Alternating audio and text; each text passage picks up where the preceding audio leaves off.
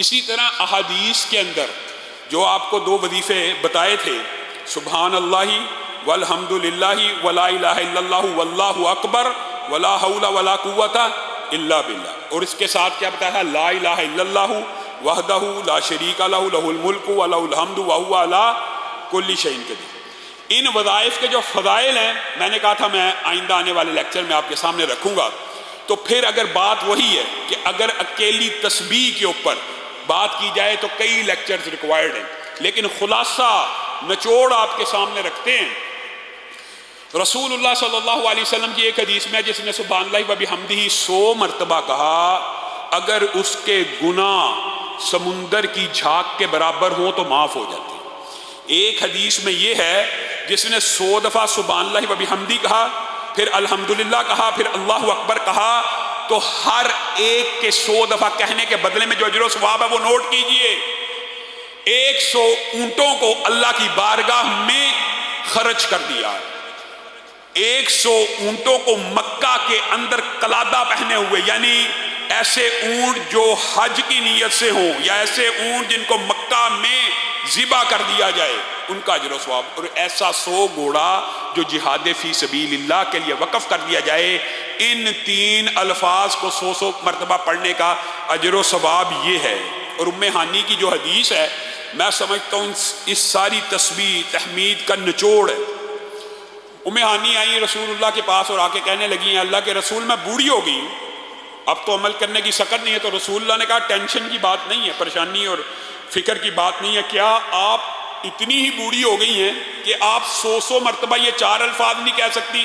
ان میں بھی یہ 4 باتیں شامل ہیں، سبحان اللہ والحمد للہ ولا الہ الا اللہ واللہ اکبر۔ اس میں لا حول ولا قوت الا باللہ نہیں شامل ام ہانی کی حدیث میں، لیکن یہ 4 باتیں شامل ہیں۔ اور رسول اللہ نے ان 4 کے بارے میں جو اجر بتایا، آپ سن کے حیران رہ جائیں گے ام ہانی کا۔ اے ام ہانی، اگر آپ یہ 4 الفاظ کہیں گی، سبحان اللہ والحمد للہ ولا الہ الا اللہ واللہ اکبر، تو ایک پہلے سبحان اللہ 100 دفعہ کہنے کی وجہ سے اسماعیل کی اولاد میں سے 100 گردنوں کی آزادی کا اجر اور ثواب آپ کے نامہ اعمال میں لکھ دیا جائے گا۔ اسماعیل کی اولاد بابرکت، حسب نسب میں سب سے اعلیٰ، صرف 100 دفعہ سبحان اللہ کہنے سے اسماعیل کی اولاد کی 100 گردنیں۔ پھر کہا 100 اونٹ حرج کرنے کا ثواب، پھر کہا 100 گھوڑے حرج کرنے کا ثواب، اور پھر لا الہ الا اللہ کے بارے میں کہا۔ راوی کہتا میرا خیال ہے، یہاں پہ ان کو وہم ہوا اور کہنے لگے رسول اللہ صلی اللہ علیہ وسلم نے یہ فرمایا تھا کہ لا الہ الا اللہ تو زمین و آسمان کے درمیان جتنی بھی خلا ہے سب کو اجر و ثواب سے بھر دے گا۔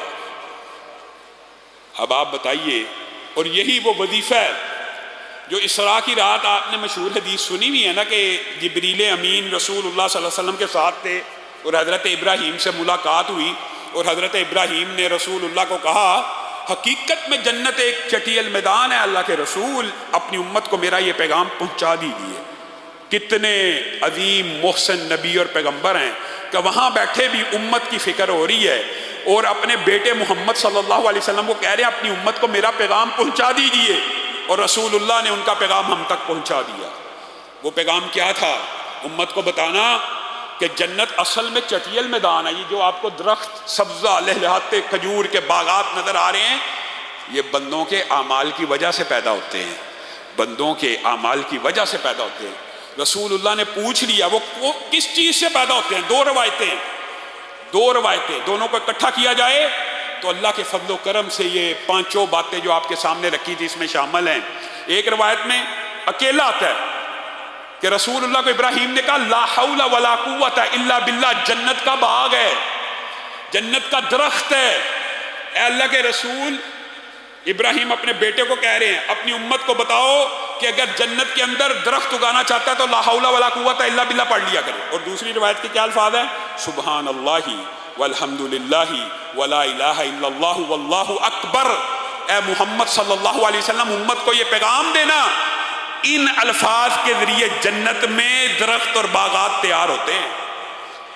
آپ نے اپنی زندگی کے اندر جو آپ کو بات کہی ہے نا 100 مرتبہ، اس کو بڑھاتے چلے جائیں، جتنا بڑھائیں گے سبحان اللہ والحمد للہ ولا الہ الا اللہ واللہ اکبر ولا حول ولا قوت الا باللہ، کنفرم گارنٹی۔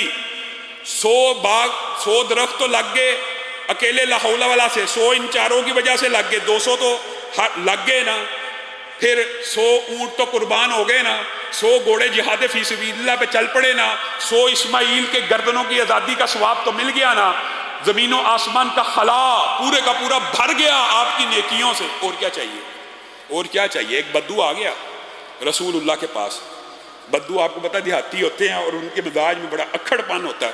اللہ کے رسول کو آ کے کہنے لگا مجھے یہ بتائیے کون سی چیز ہے جو میرے لیے فائدہ مند ہے؟ تو رسول اللہ صلی اللہ علیہ وسلم نے کہا سبحان اللہ والحمد للہ ولا الہ الا اللہ واللہ اکبر، یہ 4 چیزیں آپ کو بڑا نفع پہنچائیں گی، بڑا فائدہ پہنچائیں گی، برکت پہنچائیں گی۔ وہ بدو پیچھے چلا گیا، تھوڑی دیر بعد پھر آ گیا، کہنے لگا آپ نے مجھے بتا تو دی ہیں باتیں، لیکن یہ ساری تو رب کے لیے ہیں، یہ ساری تو اللہ کے لیے ہیں، میرے لیے اس میں کیا ہے؟ تو رسول اللہ صلی اللہ علیہ وسلم مسکرانا شروع ہو گئے اور کہنے لگے جب تو یہ الفاظ پڑھ لیا کر تو بعد میں کہا کر اللہم اغفر لی، اللہم ارحمنی، اللہم ارزقنی۔ تو اللہ تعالیٰ جب تو سبحان اللہ کہے گا اللہ کہے گا تو نے سچ فرمایا، الحمدللہ کہے گا اللہ کہے گا تو نے سچ فرمایا، لا الہ الا اللہ کہے گا اللہ کہے گا تو نے سچ فرمایا، اللہ اکبر کہے گا اللہ کہے گا تو نے سچ فرمایا۔ جب 4 دفعہ اللہ کہے گا تو نے سچ فرمایا، پھر تو کہے گا نا اللہم ارحمنی، اللہم اغفر لی، اللہم ارزقنی، تو اللہ کہے گا میں نے تجھے عطا کیا، میں نے تجھے عطا کیا، میں نے تجھے عطا کیا۔ صحابہ بیان کرتے ہیں اللہ کی قسم ہم نے اس بدو کا عجیب انداز دیکھا، وہ اپنی 7 انگلیوں کے اوپر ان حروف کو یاد کرتے ہوئے باندھ کے چلا گیا، گویا اجر و ثواب کے پہاڑ اپنے مقدر میں لے کر چلا گیا۔ یہ رسول اللہ صلی اللہ علیہ وسلم کے بتائے گئے وظیفے ہیں، اور ایک حدیث تو اتنی عجیب اس حوالے سے ملتی ہے کہ بندہ حیران رہ جاتا ہے۔ یہ تو 100 دفعہ آپ کو کہا ہے نا، اگر لا الہ الا اللہ وحدہ لا شریک لہ لہ الملک و لہ الحمد وہو علی کل شیء قدیر کے ساتھ سبحان اللہ والحمد للہ ولا الہ الا اللہ واللہ اکبر ولا حول ولا قوت الا باللہ بستر پہ آ کر 1 دفعہ پڑھا جائے، 100 دفعہ کی بات اب نہیں ہو رہی، 1 دفعہ، صرف 1 دفعہ۔ حدیث ہے سمندر کے جھاگ کے برابر بھی گناہ ہو تو معاف ہو جاتے ہیں۔ یہی وہ وظیفہ کہ جس کی آپ کو میں کئی مرتبہ تلقین کرتا ہوں، اس کی ٹریننگ اس طرح حاصل کریں کہ آنکھ کھلے آنکھ بند ہو، یہ وظیفے منہ پہ ایسے جاری ہوں رات کے۔ یہی وہ وظیفہ ہے جو پہلے بھی آپ کے سامنے رکھا تھا کہ اگر رات میں سوتے ہوئے اچانک آنکھ کھل گئی تو آپ کے منہ سے یہ کلمات ادا ہوئے، یہ بھی اسم اعظم سے بھی زیادہ تیز رفتار ہے دعاؤں کو قبولیت کے لیے۔ اس وقت اگر آپ نے یہ الفاظ کہہ دیے لا الہ الا اللہ وحدہ لا شریک لہ لہ الملک و لہ الحمد وہو علی کل شیء قدیر، سبحان اللہ والحمد للہ ولا الہ الا اللہ واللہ اکبر ولا حول ولا قوت الا باللہ، آنکھ کھلی یہ الفاظ کہہ دیے، اب آپ جو دعا اللہ رب العزت سے اچانک اٹھے ہیں کریں گے، ان کلمات کو ادا کرنے کے بعد اللہ پر واجب ہے وہ آپ کی دعا کو ضرور سنے گا۔